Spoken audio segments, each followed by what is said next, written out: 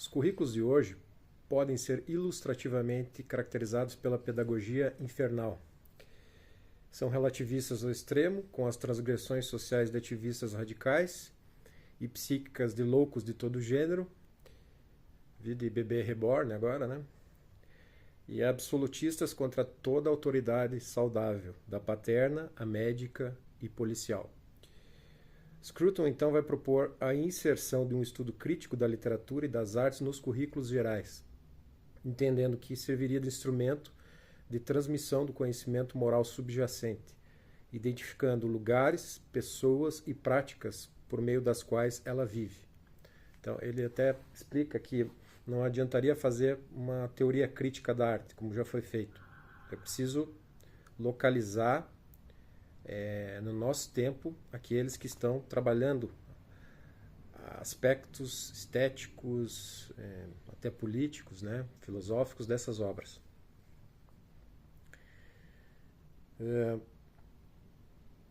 Ele conceitua a cultura como uma aquisição que abre a mente, o coração e os sentidos para um patrimônio intelectual e artístico. E aí eu vou acrescentar atemporal, né?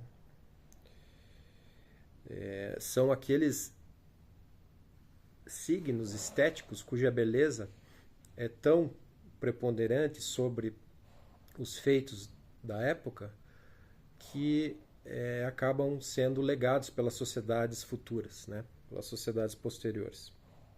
A cultura é a criadora e a criatura das elites. Mas, embora um produto da elite, o seu significado está nas emoções e aspirações comuns de todos. Então, embora geralmente a alta cultura gire em torno de uma classe social, geralmente economicamente mais favorável e política também, ela tem a tendência, não vou dizer de ser popular, mas de sensibilizar mais pessoas, né? Extravasando as elites. Uma educação de qualidade, ela inseriria a estética da arte como uma disciplina de formação do ser humano, afinando naturalmente os ouvidos, os corações e mentes. Essa é a proposta dele. A cultura também pode ser reconhecida na alta cultura como a acumulação de arte, literatura e reflexão humana que resiste ao teste do tempo e estabelece uma tradição contínua de referências e alusão entre pessoas instruídas. Então é este patrimônio, esse conjunto de patrimônio que vai sobreviver à sua sociedade de origem. Todas as civilizações têm uma cultura, mas nem todas as culturas atingem níveis iguais. Então, ele adota a posição que realmente algumas culturas são superiores, né? E isso, de modo algum, tem a ver com identificação de um país ou outro. Depois ele vai colocar obras que são da cultura ocidental, em árabe, né, em outras línguas, para provar isso.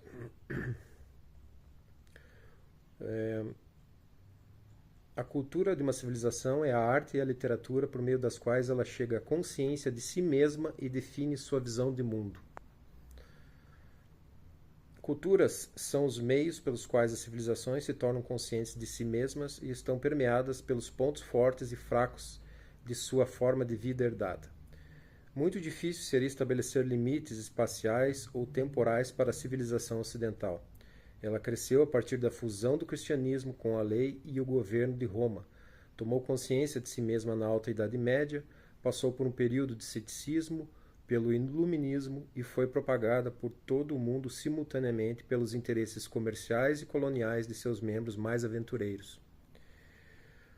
Ao longo dos seus períodos mais prósperos, a civilização ocidental produziu uma cultura que absorve e se adapta a culturas de outros lugares, outras religiões e outros tempos.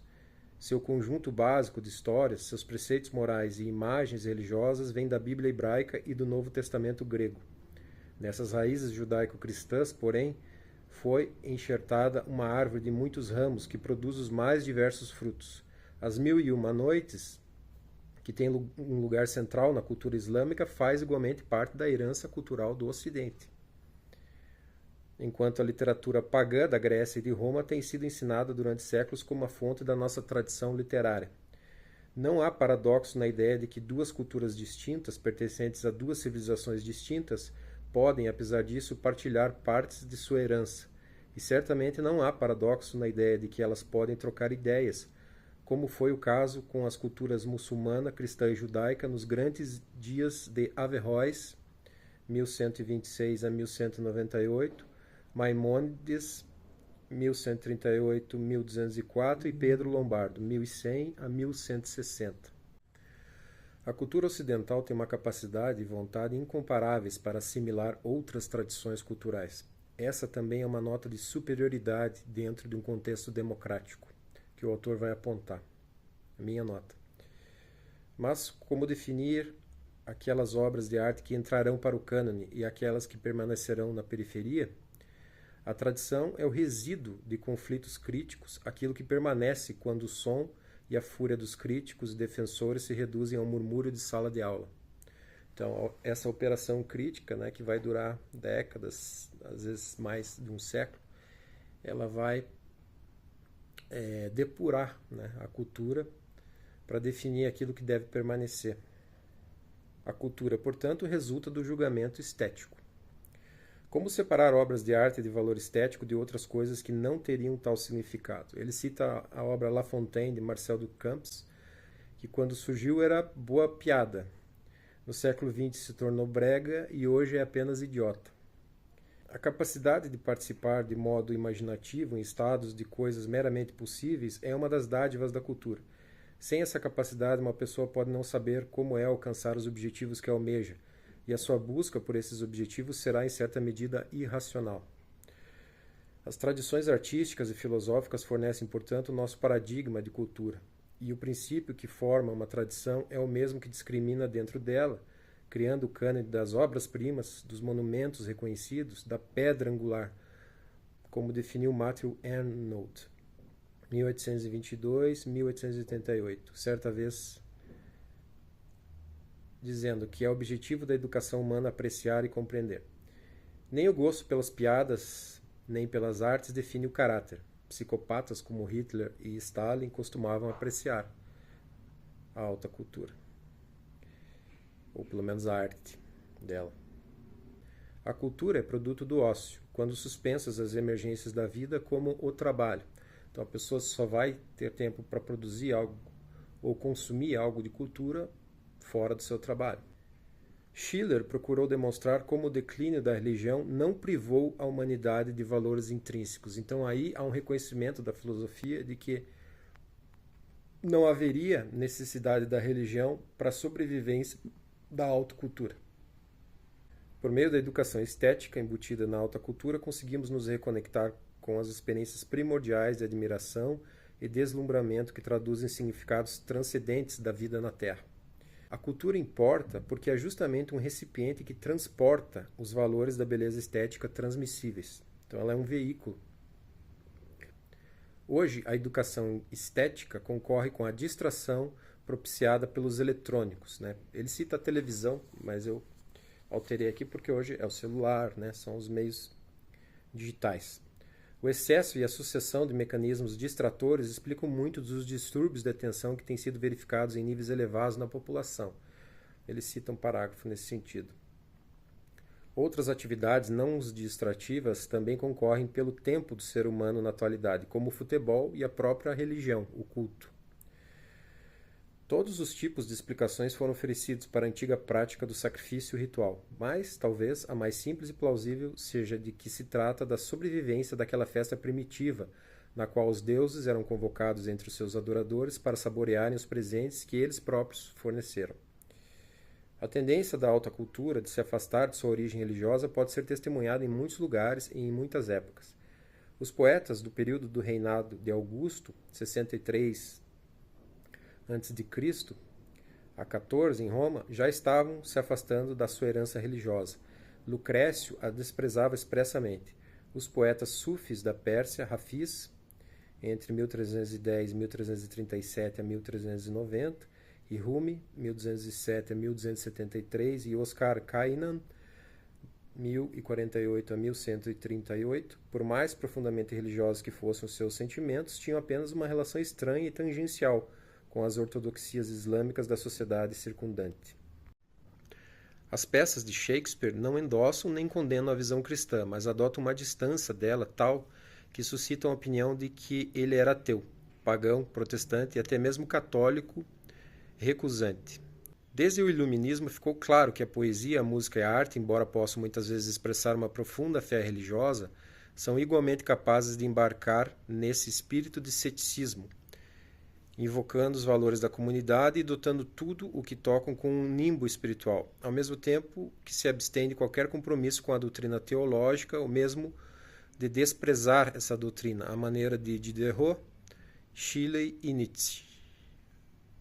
Quando você e eu rimos juntos, revelamos um ao outro que vemos o mundo sob a mesma luz, que entendemos suas deficiências e consideramos suportáveis.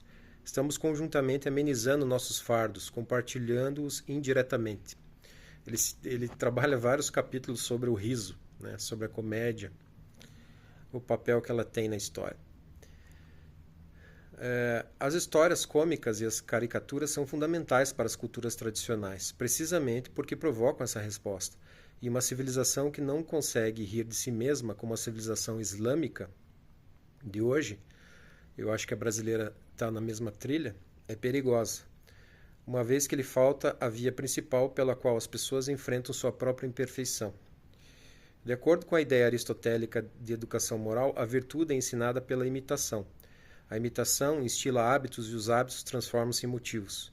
Se a boa literatura tem um valor moral, então é certamente porque ela alimenta esse processo, ensinando-nos o que sentir em relação às ações, aos personagens e aos destinos dos nossos semelhantes. Aí ele vai explicar por que a má literatura e a má música também devem ser evitadas. É porque a música, a literatura, ela nos induz a sentir empatia onde a empatia é necessária, né? E na má música ou na má literatura, onde ela é um equívoco. Uma das maiores dificuldades enfrentadas pelo professor hoje, que é a ausência do rito de passagem da adolescência para a idade adulta, na transição ritualística do estado virgem para o estado de casado, ela praticamente desapareceu. E com ela a experiência lírica do sexo como um anseio por outro e mais elevado estado de pertencimento, para o qual o consentimento arduamente conquistado da sociedade é uma pré-condição necessária. Ele é bastante sutil nessa situação, ele não chega a ser romântico, né, como pode parecer. Mas explica que esse rito da passagem realmente era um momento importante para o ser humano e isso se perdeu. Hoje está nublado, né? Você não consegue determinar um período. Antes era quando a pessoa saía de casa. E os relacionamentos também, a ordem das coisas mudaram, né? Ele não chega a dizer que isso seja ruim ou bom. Eu não estou valorando dessa forma, mas ele explica que era mais fácil a autodefinição psicológica do adulto, né? Não havia essa confusão, que isso vai naturalmente transbordar na psicologia das pessoas, né? Por isso que há tantos conflitos, tantas pessoas em crise, porque não existe um momento melhor delimitado dessa passagem, né, do rito. O resultado é uma comunidade adolescente que sofre de um déficit acumulado na experiência de pertencimento, né? Muitos adolescentes não se sentindo parte de nada, né? Um senso de vazio, depressão, ao mesmo tempo que categoricamente vira as costas ao mundo adulto. Então, só que daí quando você pergunta para o adolescente se ele quer crescer, né, vamos trabalhar, então ele não quer. Então, há um período de conflito mais largo, né? Um amadurecimento mais tardio, talvez. No livro ele vai dando algumas dicas. Ele cita corais, né, que improvisam e adquirem um repertório de melodias onde os jovens preparam-se justamente para aquilo que a música pop lhes nega, o rito de passagem da adolescência para a vida adulta. Ele acredita que a música opera no senso de maturidade do indivíduo, né? Eles adquirem o conhecimento íntimo de uma convivência social, na qual prevalece a disciplina e a ordem. É evidente que existem outras formas disso também. Eu, por exemplo, era escoteiro. Ali você já tem o jovem, ou a criança até, se for lobinho, já tem, além de desenvolver o senso social, existem várias classes econômicas ali envolvidas, né? Ele aprende pela primeira vez na vida a estabelecer metas e executá-las. E isso é muito importante. Você vai levar isso para a vida adulta, né? Você não vai ficar, não vai se perder com tanta facilidade nos caminhos, né? Vai conseguir estabelecer metas mais claras e estabelecer as estratégias para perseguir isso. O exército também, né? Para quem servir, para os rapazes aí que serviram no exército, né? Os multiculturalistas dizem que a tentativa de ensinar a cultura ocidental como se fosse o único repositório da sabedoria e realizações humanas não é apenas ofensiva para as minorias, mas também está condenada ao fracasso, uma vez que o público já não está lá para entender este objetivo. Então eles se valem da erosão para adotar uma premissa de que seria equivocada, né? O que é errado, óbvio. O feminismo, por exemplo, tem o seu próprio rancor contra a nossa tradição cultural, como algo criado em grande parte pelos homens e à custa ou mesmo em negação das mulheres. Para a feminista, a cultura ocidental não apenas perpetua formas obsoletas de consciência patriarcal, mas também, nas suas próprias imagens e exemplos, confisca a linguagem na qual a oposição afetiva ao patriarcado pode ser expressa. Eu vejo que esses movimentos istas, eles são justamente a projeção negativa da alta cultura. Se a alta cultura sobrevive à sua sociedade devido à beleza estética, esses ismos do século XX, principalmente de lá para cá, ele sobrevive para mostrar a decadência daquela cultura lá de trás, né? Ele não reconhece que, por exemplo, a sociedade brasileira, já vimos, né? Ela nunca teve preconceito racial de forma nevrálgica, que afetasse a construção social, que não permitia... A miscigenação é a maior prova de que o Brasil não é racista, né? Mas os tolos continuam acreditando nessas falácias eleitoreiras, evidentemente, né? Então, arregimentam aí aqueles que desconhecem a própria história da construção do país, né? E, pior que isso, a sua própria identidade, né? Acreditam numa ficção e arrostam gritos em nome disso. Aí o Scruton vai escrever sobre a música norte-americana. Ele entende que ela preparou a humanidade para o mundo moderno, de apegos transitórios e sofrimentos temporários, de forma muito mais eficaz do que qualquer outra inovação cultural. É um dos produtos do sentimento popular que conquistou seu lugar na cultura da civilização ocidental, ajudando os ocidentais a compreenderem as emoções que lhes são induzidas pelo modo de vida democrático. Então, os conflitos, né? Isso tudo vai se traduzir nas músicas dor de cotovelo americanas. Desde o blues, na verdade, né? Com mais estilo, até música popular. Uma cultura perpetua a memória de uma forma de pertencimento social e a exalta como algo natural, imutável e sereno. Aí ele vai estabelecer uma crítica à obra de Foucault. A verdade, segundo Foucault, não é algo absoluto que possa ser compreendido e avaliado de alguma forma transhistórica, como que através do olho de Deus. A verdade é filha do discurso. E à medida que o discurso muda, também muda a verdade nele contida. Então, veja qualquer revista acadêmica na área de ciências humanas e você encontrará essa ideia no centro de milhares de debates fictícios. Falocentrismo ocidental e o discurso de gênero. Discurso da supremacia branca nos romances de Conrad. O discurso da exclusão, uma perspectiva queer, e assim por diante. É o que Marx chamou de ideologia, uma coleção de ideias que não têm autoridade em si mesmas, mas que disfarçam e mistificam a realidade social. Não há mais verdade do que o poder que a considera conveniente, e ao desmascarar o poder, extinguimos a verdade. Não existiria daí beleza estética, né? Se for ver. Se não existe nada que transcenda, não existe nada algo maior, vai depender da opinião do sujeito. Deveríamos insistir na nossa cultura como um repositório de conhecimento e rejeitar o ataque Foucaultiano a ela como sendo em si mesma uma forma de ideologia, uma forma de pensar que não tem a verdade, mas o poder como objetivo. E acredito que deveríamos ser igualmente resistentes em resposta aos multiculturalistas, insistindo que se existe algum significado para o termo, a cultura ocidental já é tão multicultural quanto uma cultura pode ser. Então, em vários trechos da obra, ele destaca essa capacidade da cultura ocidental absorver outras culturas, reformular novos produtos culturais, né? Ou até respeitá-la num núcleo, por exemplo, núcleo judeu, né? Cigano,